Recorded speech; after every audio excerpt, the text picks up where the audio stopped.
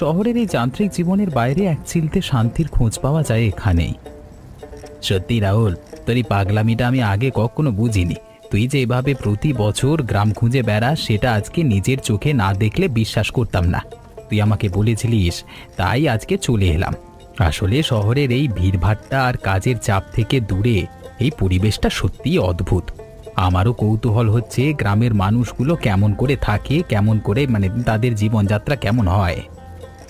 দেখবি তুইও এই গ্রামের প্রেমে পড়ে যাবি। এখানে কোনো কৃত্রিমতা নেই, মানুষগুলো বড় সরল। আজকে তোরা যখন নামবি দেখবি সেখানকার মাটির গন্ধটাই আলাদা। তুই চিন্তা করিস না, আমাদের সব ব্যবস্থা হয়ে যাবে। একটা কথা বলতো রাহুল, তুই তো গ্রামের নাম শুনলি, কিন্তু আমরা থাকবো কোথায়? এখানে তো আর হোটেল নেই। আমি তো সব সময় বড় হোটেলে অভ্যস্ত। এখানে কি সুবিধা বেশ সুবিধা পাবি কি? আরে হোটেল তো ভাড়াই নেব। আমি যখনই কোথাও ঘুরতে যাই হোটেল ভাড়া করেই থাকি। এখানেও হয়তো কোনো না কোনো ট্যুরিস্ট লজ বা কোনো ছোট হোটেল পেয়ে যাব। গ্রাম বলে তো আর খোলা আকাশের নিচে রাত কাটাবো না। তুই নিশ্চিন্তে থাক, আরামেই থাকবো আমরা। দেখেছিস তো, বকতে বকতে নামতেই ভুলে যাচ্ছিলাম। চল চল চল রাহুল, আমাদের নামার জায়গা চলে এসে, চল।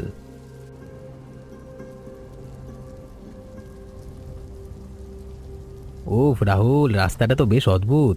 এই কাদার উপর দিয়ে হাঁটা কি খুব সহজ হবে? তবে প্রকৃতিটা সত্যিই খুব সুন্দর, চারিদিকে একেবারে ঝকঝকে লাগছে। এই কাদা জলই তো গ্রামের আসল রূপ রাজু। একটু মানিয়ে নে, দেখবি শহরের চটকদার রাস্তাগুলো হচ্ছে এই মাটির পথটাই মনের উপর কেমন অদ্ভুত শান্তি দেয়। সঙ্গীতা, এই কয়েকদিনের বন্যায় আমার সব শেষ হয়ে গেল রে। আমাদের চাষের জমিটা পুরো জলের নিচে চলে গিয়েছিল, সব বীজতলা পচে গেছে, অনেক টাকার লোকসান। এখন কি করে সংসার চলবে বুঝতে পারছি না। ললিতাদি, আমার অবস্থাও একই রকম গো। গত রাতের বৃষ্টিতে আমার বাড়ির পেছনের দিকে দেওয়ালটা প্রায় ধসে পড়েছে। বাবা গত কয়েকদিন ধরে ঘরটা সারানোর চিন্তা করছে, কিন্তু হাতে টাকা নেই। এই বন্যায় আমাদের গ্রামটার খুব ক্ষতি হয়ে গেল। সে তো কথা, প্রতিটা বছর তো একই গল্প। নদীর পাড়ের ওই উঁচু বাঁধটার দিকে মানুষ কত আশা নিয়ে তাকিয়ে থাকে, সব ব্যর্থ।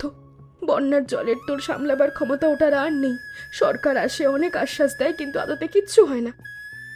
সত্যি দি, আমার বাবা তো কালকেই বলছিল যে নদীর পাড়টা যদি ঠিকমতো মেরামত হতো তাহলে আজ আমাদের এই দুর্দশা দেখতেই হতো না। জমানো টাকাগুলো ওই ঘর সারাই করতেই বেরিয়ে যাবে। এখন খাবার কি হবে সেই চিন্তাই রাতে ঘুমোতে দিচ্ছে না। আসলে আমাদের কপালটাই এমন।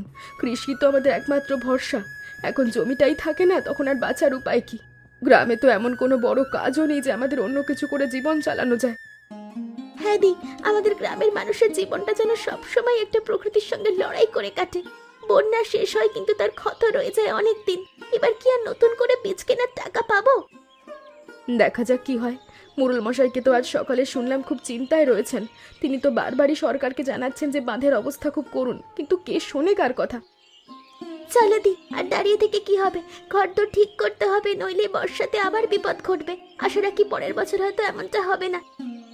আশা ছাড়া তো আমাদের আর সম্বল নেই। চল বাড়িতে ফিরে দেখি কি করা যায়।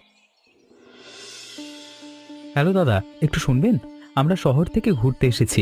গ্রামের এই পথঘাট খুব একটা চিনি না, তাই আপনার সাহায্য দরকার ছিল। এই গ্রামে কি আশেপাশে থাকবার মতো কোনো ভালো হোটেল বা লজ পাওয়া যাবে? নমস্কার বাবু, আপনারা শহরের ব্যাপারে দেখছি খুব শখ করেই নিজ গ্রামে এমনি এমনি এসেছেন। তবে আপনাদের খবরটা আমার কাছে নেই, কারণ আমাদের এই ছোট্ট গ্রামে কোনো হোটেল বা থাকবার ব্যবস্থা নেই আর কি। হ্যাঁ, এখানে বাইরের লোক খুব একটা আসেও না, তাই এসবের দরকারও পড়েনি কখনো। হোটেল নেই?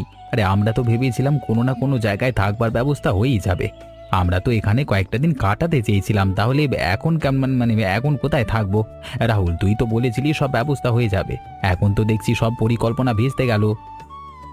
দেখুন, আমরা শহরের কোলাহল থেকে দূরে কয়েকটা দিন কাটাতে চেয়েছি। তা হোটেলের ব্যবস্থা না থাকলে আমরা কি গ্রামে অন্য কোথাও থাকতে পারি? হয়তো কোনো গেস্ট হাউস বা থাকবার মতো জায়গা আছে। বাবুরা, আপনারা আমাদের অতিথি, হোটেলের প্রয়োজন নেই। আমার বাড়িতেই আপনারা থাকতে পারেন। খুব সাধারণ মানুষ আমরা, আহামরি কিছু দিতে পারবো না, কিন্তু থাকবার মতো জায়গার অভাব হবে না। খাবার ব্যবস্থাটা ঠিক মন মতো হবে কি না জানি না, তবে আপনাদের কোনো অসুবিধে হতে দেব না। এটা এটা আমার ছোট ঘর, তবে আপনাদের আশ্রয় দিতে পারলে আমি ধন্য হব। হ্যাঁ, আপনি যে আমাদের এভাবে আপন করে নিতে চাইছেন এটাই বড় পাওয়া। শহরে তো এসব ভাবাই যায় না। আমরা আপনার বাড়িতেই থাকতে রাজি আছি। খাবারের চিন্তা করবেন না, আমরা আপনাদের সাথে যা সাধারণ খাবার হবে তাতেই খুশি থাকব। সত্যি দাদা, আপনার এই উদারতা আমাদের মুগ্ধ করছে। আমরা তাহলে আপনার সাথেই যাচ্ছি। আমাদের থাকবার জায়গার জন্য আর চিন্তার কিচ্ছু নেই। আসেন বাবু, আমার সাথে আসেন আসেন আসেন। ললিতা, ললিতা, দেখো তো কারা এসেছে। শহরের বাবুরা আমাদের গ্রামে ঘুরতে এসেছে। আজকে থেকে ওরা আমাদের বাড়িতেই থাকবে। তাড়াতাড়ি যা তো, বসবার ব্যবস্থা কর। কি বলছো তুমি?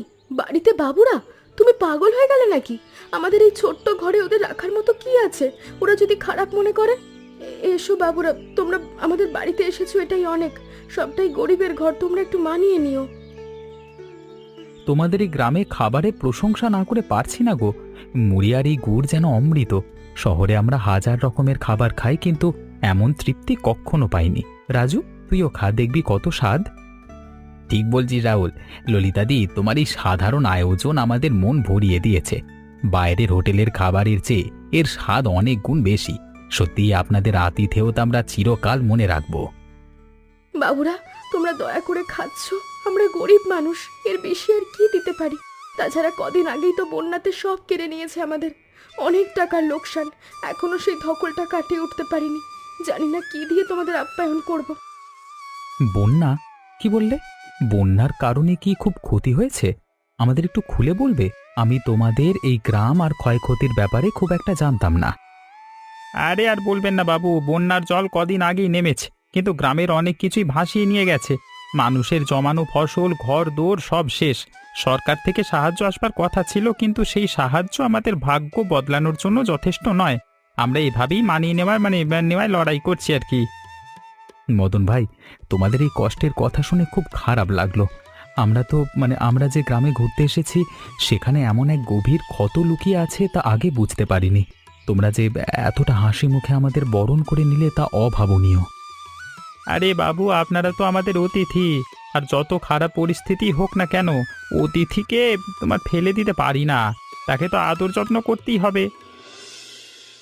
রাজু, গ্রামটা উপর থেকে যতটা সুন্দর, কাছ থেকে ততটাই অসহায়।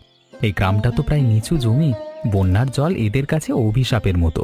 তুই লক্ষ্য করেছিস এ অঞ্চলের মানুষগুলো কি অদ্ভুতভাবে নিজেদের কষ্ট আড়াল করে হাসছে?